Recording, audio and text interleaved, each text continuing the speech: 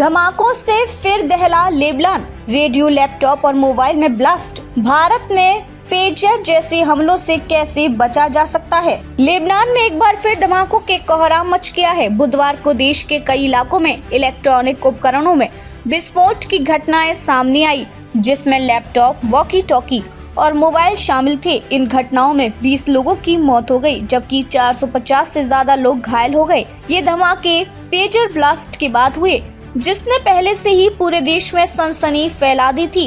Beirut, बेका, नवातिये और दक्षिणी लेबनान के कई इलाकों में इन विस्फोटों को ये आवाज सुनाई दी। ये घटना लेबनान के साथ साथ सीरिया के कुछ हिस्सों में भी देखी गई, जहां विस्फोट के कारण कई इमारत में आग लग गई और लोगों में अफरा तफरी मच गई। इजराइल पर आरोप। हिजबुल्लाह ने इन धमाकों के पीछे इजराइल का हाथ बताया है।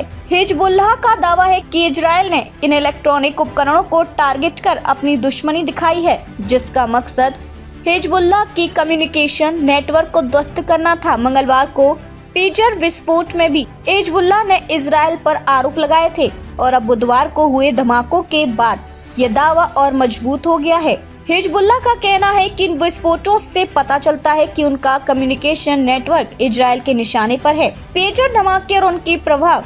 पेजर ब्लास्ट की घटनाएं मंगलवार को हुई, जिनमें 12 लोग मारे गए और करीब 3000 से ज्यादा लोग घायल हुए थे। ये विस्फोट मुख्यतः पेजर जैसे उपकरणों में हुए, जिन्हें हिजबुल्लाह के लड़ाके इस्तेमाल कर रहे थे। इन पेजर को हंगरी की एक कंपनी ने बनाया था और इन घटनाओं के पीछे इजराइल की खुफिया एजेंसी मोसाद का हाथ बताया जा रहा है। अमेरिकी अधिकारियों ने भी ये जानकारी दी कि इजराइल ने हमले के बाद अमेरिका को इन घटनाओं की जानकारी दी थी। इजराइल ने इस कार्रवाई को बहुत तेजी से अंजाम दिया ताकि हिजबुल्लाह के लड़ाकों को इसका पता न चले। हिजबुल्लाह की प्रतिक्रिया।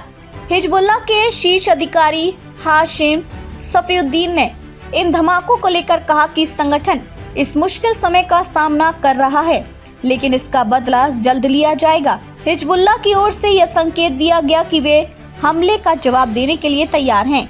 इन विस्फोटों के कारण हिजबुल्लाह और इजराइल के बीच तनाव और बढ़ गया है, जिससे सीमा पर भी हालात तनावपूर्ण हो गए हैं। इजराइल की तैयारी। हिजबुल्लाह की धमकी के बाद इजराइल ने भी अपनी सेना को चौकस कर दिया है। इजराइल ने लेबनान से सटी अपनी सीमा पर 20,000 सैनिकों की तैनाती कर दी है। इजरायली प्रधानमंत्री बेंजामिन नेतन्याहू और राष्ट्रपति इसहाक हर्जोग ने सुरक्षा को लेकर अहम बैठक की, जिसमें इजरायली सेना के chief of staff general Herzi हवेली भी शामिल थे। इस बैठक में जल्द से जल्द सुरक्षा के इंतजामों का जायजा लिया गया और नागरिकों को सतर्क रहने के निर्देश दिए गए। पेजर ब्लास्ट, साइबर अटैक या सप्लाई चेन में सेंध। विशेषज्ञों के अनुसार पेजर ब्लास्ट एक साइबर अटैक नहीं, बल्कि सप्लाई चेन में सेंधमारी का नतीजा हो सकता है। पेजर को पहले से ही रिमोटली विस्फोटक उपकरणों में तब्दील किया गया था। इसे मोसाद की रणनीति का हिस्सा बताया जा रहा है, जिसमें इजराइल ने पेजर की सप्लाई चेन में हस्तक्षेप कर विस्फोटक लगाए थे।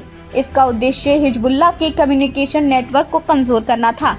भारत के लिए सबक। लेबनान में हुए इन विस्फोटों से भारत के लिए भी कई सुरक्षा सबक निकलते हैं। भारत ने पहले से ही चीन की 5G तकनीक को अपने देश में घुसने से रोक दिया, ताकि इस तरह की विदेशी तकनीकों से होने वाले खतरे को टाला जा सके। विदेश मंत्री एस जयशंकर ने भी इस बात पर जोर दिया है कि भारत में अपनी स्वदेशी 5G तकनीक विकसित हो रही है, जो सुरक्षा के लिहाज से बेहद फायदेमंद होगी।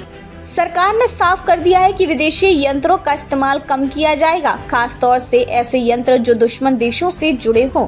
इस प्रकार भारत ने पब्लिक कम्युनिकेशन हार्डवेयर पर सख्त निगरानी रखी है, ताकि ऐसे खतरों से निपटा जा सके।